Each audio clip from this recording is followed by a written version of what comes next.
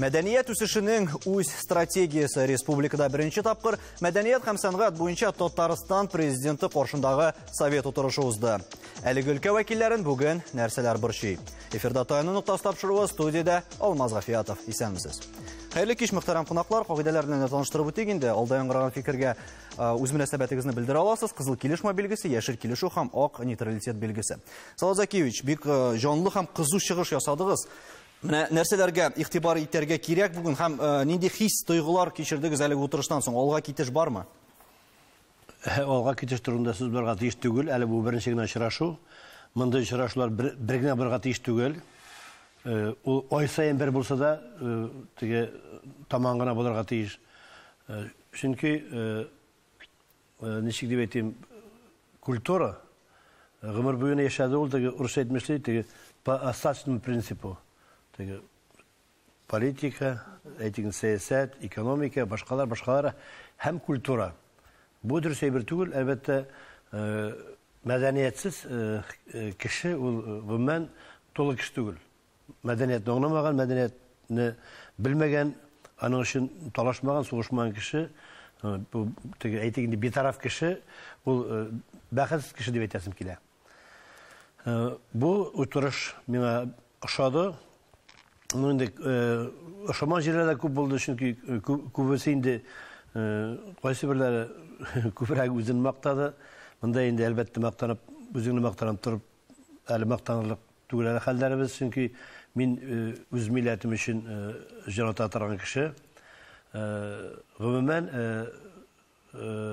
татар теле, татар мәдәнияте, татар сәнгате буенча айга бер очрашып, күрешеп, киңәш курсак та, ул таман гына булачак. Шуңа күрә әле моны алга китеше турында сүз дә юк. Әлбәттә, бу стратегияны без үзебез уйлап чыгарга тиешбез, президентка тәкъдим итәргә тиешбез. Аннан президенттан теге көтүп, теге указ көтүп торга ярамый. Без үзебез совет бик зур, бик мәртәбәле кешеләр анда катнаша. Алар арасында иң яше һәм иң гади мин.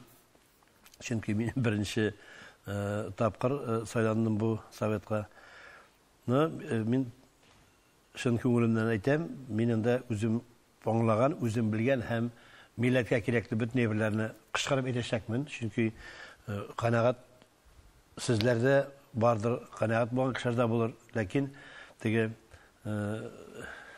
эт талашмый, дуслашмый ди. Шуңа күрә каядыр талашып, каядыр бәхәсләшеп, дөреслекне эзләп, милләти мәсьәләләрне бергә карарга тиеш булачак. Дөрестән дә шулай, Нәрсә әйтегез, ай саен анда утырыш булырга тиеш дип, ләкин утырып кына бит ала китеп булмаячак. Монда хәл ителәсе мәсьәләләр һәм иң мөһиме ишетелсен иде ул. Гүзәл ханым, ничек уйлыйсыз, татарчылык милләт мәсьәләсендә президент күтәрде, милләт мәсьәләсендә тел ягыннан һәм мәдәният үсеше алга китсен өчен сезнеңчә ниндирәк адымнар башкарырга кирәк утырыштан тыш? Минемчә, мәдәнияттә иң әһәмиятле өлкә ул сәнгать. Чөнки сәнгать ул мәдәниятның иң югары төре. Һәм безнең сәнгать өлкәсендә иҗади проблемалар хәл ителсә, безнең артистлар, рәссамнар үзләренең тормышларында хәзерге проблемаларны бу совет аша хәл итә алсалар, ул бик яхшы булыр иде. Менә сәнгать дип әйткәндә, анда театрда бик күп театр турында сөйләштеләр инде менә бу беренче утырышта. Театр, аннары музыка һәм сынлы сәнгать. Сынлы сәнгать ничектер һәр вакыт артта кала, аның турында әз сөйлиләр. Гомумән дә шулай, чөнки безнең татар театры ул инде шундый тарихи бер үзенә бер зур әһәмияткә ия. Һәм музыкада, татар музыкасы да ул үзенең теге пентатониклары белән, аның тарихы белән ул да бик әһәмиятле. Но менә сынлы сәнгать, ул безнең визуаль сәнгать. Хәзерге тормышта артист татар киен җырлый, ниндидер бер европейский киемдә булса да, я театрда, хәзер менә декорациялар, менә шул мөхит, безнең визуаль мөхит, ул сынлы сәнгатьтән тора. Һәм безнең шәһәрләрнең бизәүше, безнең менә Казан шәһәрендә миллилек әз минемчә тыела. архитектурада. Шуңар күрә менә шул югары төр сәнгатьләрне үстерергә кирәк. Ул безнең теге югары профессиональ мәдәниятне күрсәтә. Менә гел массовый мәдәниятта, культурада ул да кирәк, массовый культура кирәк. Но анда да проблема бар. Монда дөрестән дә проблемалы һәм борчыган урыннарны күтәрергә кирәк. Салаза кич дөрес әйтте. Монда мактанып кына һәм матур сөйләп кенә алга китеш булмаячак һичшиксез. Резидә ханым, менә бүген мәдәният һәм сәнгать өлкәсендә иң борчыган һәм менә шундый авырта торган нокталарны, нәрсәләрне билгеләп үтәр идегез? Мин бу утырышта була алмадым, төрле сәбәпләр аркасында.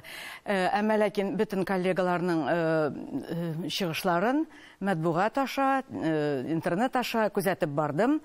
Һәм шуны әйтәсем килә, кайбер нәрсәләр белән мин риза, кайбер нәрсәләр белән юк.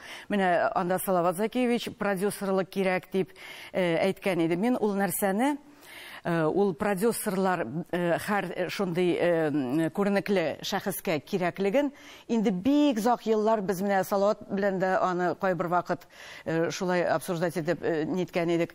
Мин күптән уйлыйм, менә шундый продюсерлык институты булырга тиеш безнең. Менә шул нәрсә минем бу утырышта бик ошады. Һәм мин үзем нәрсә уйлыйм? Мин уйлыйм, безнең яшьләрне ничектер аларга булышырга кирәк. Яшь талантларны безнең республикада безнең яшь талантлар калсын иде. Чөнки менә күбесе ничектер поддержка сизмичә китеп баралар Мәскәүгә, бүтән шәһәрләргә, чит илләргә. Менә ничектер аларны монда кызыксындырып, шартлар тудырып, аларны монда безнең республикага, безнең халыкка хезмәт иттерәсе күбрәк килә минем шәхсән. Һәм шундый нәрсәләр әйтәсем килә, безнең менә өлкән классик, мин менә үземнең өлкәмне алам, ул бүтән өлкәләргә дә бәлки туры киләдер. Безнең менә классик композиторларның күп кенә конкурсларда чөнки утырам.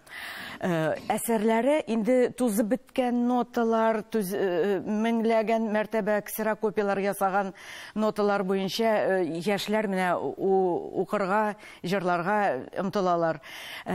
Шул ук Музафаров, шул ук безнең менә Ключерев, Яхинның ноталары бөтенләй искергән. Аларны тагы да чыгарга кирәк дип. Чөнки без менә нигез алтын фондны без белмәсәк, аларны өйрәнмәсәк, безнең яшь талантлар да тумаячак, алар булмаячак. Һәм монда бик мөһим мәсьәлә кадрлар әзерләү. Укыту системасына бик зур игътибар кирәктер. Менә Салават Закиевич әйтте, продюсерлар кирәк дип. Эльмир, композиторларны үстерү һәм композиторларны укып әзерләү буенча бүген хәлләр ничегрәк икән? Бүген хәлләр төрлечә, чөнки бер яктан сәләтле балалар бар. Мин үзем дә консерваториядә эшлим, һәм минем студентларым да бар. Һәр елны безнең композиторлар тәмамлыйлар. Беренчедән, икенчедән, кая аларга барырга? Безнең бүгенге көндә композиторга ул гел җиңел булмаган, Резида апа шуны әйтер, ләкин бүген беренчедән автор хукуклары. Безнең ничек ул барамы, бармыймы, менә ул әйберләрне без шулай шул советта күтәрә алабыз. Мин бик килешәм Салават абый белән, менә бу безнең беренче очрашу булды, шундый танышу форматында дип әйтә алам. Һәм без барыбыз да, мин үзем дә уйлап утырдым, менә икенче юлы нәрсә турында мин әйтә алам, нинди проблемаларны мин күтәрә алам. Бик очраклы бу очрашуда безнең Россиянең мәдәният министры да бар иде, һәм ул да шаһид булды шул безнең очрашуның. Һәм ул сер түгел, син әйтмәсәң, бәби сорамаса, аңа бит беркем дә сөт бирми. Шуңа күрә без барыбыз да әйтергә тиеш үз проблемаларыбызны. Һәм бигрәк тә яшьләр, монда яшьләрнең керүе дә гадәттә менә анда яшьләрдә бик кертмиләр. Ә менә монда шулай инде Нурбәк Батулла булсымы, Ильяс Гафаров, Луиз Янсуарлар. Сез дә үзегезне әйтә аласызмы? Үтәме ул? Әлбәттә, анда безнең очрашу тәмамланды да, һәм ачык микрофон, һәм кем нәрсә тели, шуны әйтсен. Һәм стратегиядә тукталып китик әле, Салават Закиевич. Гадәттә менә мондай утырышларда күп очракта кәгазьдә генә кала. Яшерен батырын түгел инде бу. Менә сез әйтеп киттегез, монларны күтәрергә кирәк дип. Ләкин кәгазьдә генә калмасын өчен монда кем, сез әйттегез, җитәкчелек кенә түгел, үзебездән башларга кирәк дип. Кемнәр бу эштә катнашырга тиешме, гомуми башкарырга тиешме? Һәм барысы да тагын шул ук финанслауга барып тоташмый икән монда? Белмим, менә әйткәнчә, менә егетләр әйткәнчә, бу танышу кичәсе булды инде беренчедән. Икенчедән менә кәгазь дисез. Менә бу очрашуларда теге кемдер язып биргәнне, каяндыр кемнеңдер репликасын күчереп язып, интернеттан теге өйрәнеп килеп сөйләү түгел. Бу отчет җыелышы түгел. Ул совет ул отчет җыелышы булырга тиеш түгел. Кеше укымыйча күңелендә нәрсә булганын әйтеп салып, шунда бәхәс турырга тиеш. Шуңа күрә беренчедән мин инде сорар идем икенче советка, кешеләр укымыйча гына сөйләсеннәр иде. Укып сөйләү аны беренчедән ул аны энергетикасы юк, аны кеше тыңлап, аңа игътибар итмәй, менә бер кирәк икән дип кенә укыган сымак. Кеше укымыйча, карамыйча үз күңелендә әйтә икән, димәк аның чынында йөрәгендә ул проблема ята. Мин әлбәттә ул проблеманы күтәрдем, продюсерлык темасы күтәрдем. Чөнки бездә андый институт юк. Аны институт булганчы, миңа калса, нидә булса бер факультет ичендә генә булса да, бер кафедра барга тиеш. Юк дигәндә бер кафедра, бәлки даже бер отделение булсын. Аның институт булып туганчы, менә монда инде олысында, кечесендә барларга кирәк. Бу нидә шу нидә әйтик продюсерлык үзәгендә. Ни өчен бу проблема? Бүгенге көндә авторлык правасы дип әйтеп китте. Авторские права, ул бүгенге шул чакы буталчык, анда беркем дә айрап бетмәй. Анда поэт, шагыйрь үзенчә дөрес, композитор, көй чыгаручы үзенчә дөрес, башкаручы мин дөрес дип уйлый. Әле аранжировщик та кушыла бу эшкә. Аранжировщик менә шуларның дүртесенең судта йөреп вакытлар уза, кем прав. Шуңа күрә бу законда эшләр бетмәгән. Шуның өчен менә шушы мәсьәләләрне хәл итер өчен бу артист сәхнәгә чыгыра тиеш, җырларга тиеш, һәм халыкны сөендереп кулчабырга тиеш. Аның эше шул. Калган анда кавер астында нәрсәләр була, синең артында нәрсә сөйләр, алда нәрсә булачак, ул продюсерның эше. Ул менә Россия страсына ул бик яхшы куелган, анда продюсер әйтмичә, җырчы күлмәге дә алмаштырмый, сүзен дә алмаштырмый. Ә бездә кыяфәтендә хәтта. Мин шакына инде теге үпкәрмәсләр инде кехәти дип әйткәннән, мин уның өчен дигәннән кехәти бетергән дип әйттем инде. Бу чыгышында бәлки алмаштырырга магы икенче институт киси булсын. Аңа бәйләнделәр инде матбугат чараларында да ул исем. Кехәти, менә сорап чыксагыз, безнең ничә җырчы бүгенге көндә сәхнәдә кехәти бетергән, ничә бетергәннәр. Кайберләр. Киси кехәти бетергәннәр. Сәнгать институтын бетергәнгә караганда алар күбрәк. Шуңа күрә инде бу шундый мәсьәлә, продюсер ул булырга тиеш юрист, ул же агент, ул же журналист, Пиарщик. Һәм ул пиарщик, ничек дип атасаң да, чөнки артист, шын артист, ул сәнгатьтән башка берәр бергә тиеш түгел. Чөнки аңа кирәк, аңа башка әйберләр шөгыльләнсә, аның җырларга вакыты калмый. Сыйфаты да кимәргә мөмкин җырлавының. Әлбәттә. Яшьләр, Салават Закирович, бу урындан та куеп, яшьләр киләме, юкмы мәдәният һәм сәнгать өлкәсенә рекламадан соң ачыкларбыз.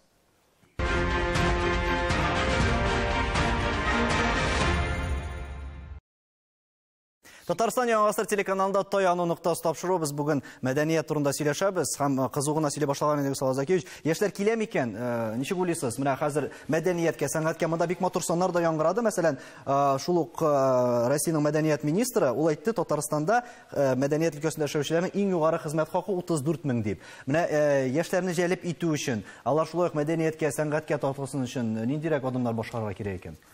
Но минемчә югары белем бирү институтлары бездә булса, ул менә кадрларның әзерләүен дәвам иттерә. Менә хәзер бездә сәнгать өлкәсендә мәктәпләр бар, училищелар бар, музыка өлкәсендә консерватория, Аллага шөкер бар, әмма икенче өлкәләрдә юк. Безнең менә югары белем әйттеләр театр өлкәсендә, һәм менә сынлы сәнгать өлкәсендә дә югары белем юк хәзер. Шуңар күрә яшьләр теге урта белем алалар да, аннары Мәскәүгә я икенче шәһәргә китәләр, югары белемне алырга. Аннан инде алар Татарстанга күбесе кайтмый. Әле булса да бит, бunda тагын бер мәсьәлә күтәрелде, бюджет урыннары юк аларга.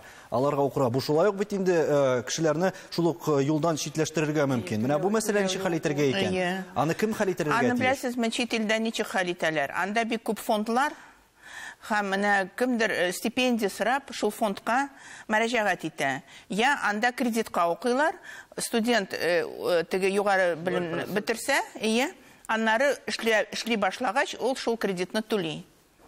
Хәл итү юллары бар. Әле бит монда тагын бер мәсьәләгә тукталдылар. Ул да булса, мәсәлән, авыл җирлекләрендә эшләүчеләргә җир яки фатир бирү. Менә сез ничек уйлыйсыз? Бу шулай ук, мәсәлән, районнарда, безнең республикабызда, башка төбәкләрдә әлеге юнәлешне үстерергә тәргиш булачакмы? Мин уйлыйм, булачак, чөнки авылларга хәзер әйбәт юллар үткәрәләр. Анда бик комфортабельный йортлар хәзер төзи башладылар, бөтен теге шәһәр удобстволары белән. Мин уйлыйм, андый шартлар булса, яшьләр калыр. Чөнки хәзер менә бик матур мәдәният йортлары яңартып төзеделәр күп урыннарда. Анда эшләргә кешеләр юк. Менә шулай яшь талантларны шунда без җибәрсәк, шартлар тудырып, ничектер ярдәм итеп беренче адымнарда. Мин уйлыйм, булыр. Менә соңгы коллегиядә бер югарыслан малае чыгыш ясаган иде. Ул чынлап консерваториягә керде укырга. Керде дә.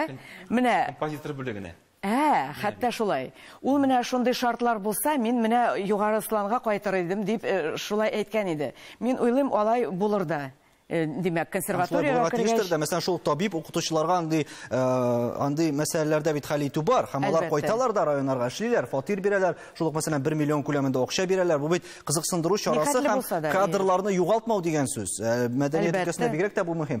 Килешәсең микән, Эльмир, дөрестән дә яшьләр тартылачакмы монда? Һәм яшьләр бүген иң мөһиме талантлы яшьләр бармы? Күпме алар? Талантлы яшьләр алар безнең гел бар иде. Һәм булачак, һәм бүген дә бар. Аларга, беләсезме, орлыкка бит аңа условия кирәк, шул вакытта гына ул чәчәк ата. Ул шулай ук кешегә менә Савытаба әйтә. Ул ди башка әйбер турында уйларга тиеш түгел. Җырчы җырларга тиеш, язучы язарга тиеш, композитор язарга тиеш. Шуңа күрә менә ул фатир мәсьәләләре, я җир мәсьәләләре, ул ярдәмнәр булса, әлбәттә ул яхшы булачак. Ләкин уйламаска кирәкми, кеше барыбер зур шәһәргә тартыла. Аннан соң зур ниндидер мөмкинлекләрне эзли ул. Ул зарур түгел, ул гадәти күренеш, әйе. Яхшы ул. Ләкин бөтен яктан эшләп барырга кирәк.